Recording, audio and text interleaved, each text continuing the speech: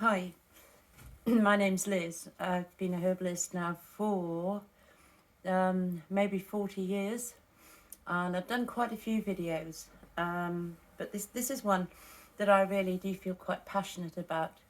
It's a little plant called lobelia inflator. It's not pretty lobelia that you grow in your garden in the summertime. It's a little quite insignificant looking wild plant. It's also called pukeweed, mainly because it has emetic properties. But the older herbalists used to think that people sometimes needed to vomit if they had something bad in their stomach. So yeah, pukeweed, and that name was stuck. The trick with lobelia is to get the dosage right, depending on what you want it to do. This is the thing. It's a contradictory plant. It is a stimulant, it is a sedative, it is an antispasmodic. The older herbalists, going back to Thompson's days, used to refer to lobelia as the thinking herb. It it has the ability to do what's necessary in the body. In fact, it is possibly one of the most important plants used in herbal medicine. Yeah, I often put a small amount in a formula just as a kind of backup. It likes to be with capsicum. You could pretty much, if my back was against the wall and I had to choose sort of two plants, I would choose lobelia and capsicum as being the most important. It's become a restricted herb. Possibly because it has emetic properties, and you've got to be a bit careful with the dosage of it. It's also called Indian tobacco, and it can help with giving up smoking. It is the strangest plant, um, and I've always treated it with great respect because I don't really want to vomit. So I tend to use small amounts, maybe even as little as a drop. When I'm treating myself, I might use a drop or 2 or 3 drops, depending on what's wrong. My daughter, when she was little, actually had a really bad asthma attack, and she could not. The breath wasn't coming, and I thought, oh, I was panicking. I'm very good at treating other people, but I'm not that brilliant at treating my family. But my back, I had to do something, okay? So I gave her a big dose of lobelia, and she vomited, and then she breathed, and the asthma quietened. Now, I haven't got the fresh stuff here, but I have got this stuff, which is the dried stuff. Looks pretty boring, doesn't it? Rarely would I give it in this form to someone. It's more that I would turn it into a glyceride or a tincture. But the older herbalist, right, this is one of my really old books. It's shining a bit because it's been taped together. It's a book by Dr. John Christopher. And in here, and another book, Back to Eden.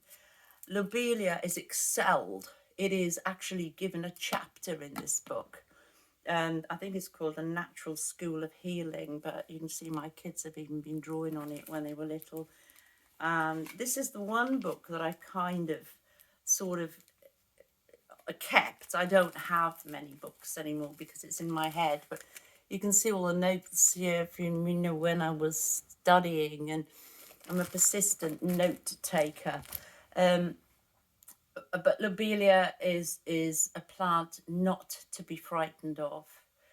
It is a plant that combines so well with so many other herbs, and certainly with breathing problems, even if it's just bronchitis, it's a good expectorant. It gets the gunge out of your lungs.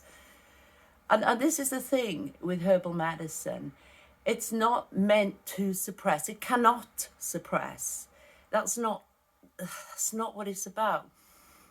herbal medicine is to do with opening up blockages and disruption in the body, if you like. So, you know, be prepared that if you're opening up blockages in the body and you're trying to clear a body which has been clogged up for a long, long time, whatever system that is, you will get a reaction. You need a reaction, but it has to be a controlled reaction. So I'm certainly not advising that everyone go out and buy a kilo of dried lobelia and start dosing yourself up with it. You'll be vomiting for the next 12 weeks. But in controlled doses, and maybe combined with other herbs, it actually can be a lifesaver. And I think the way it was described a long, long time ago as being the thinking herb is actually not too far from the truth.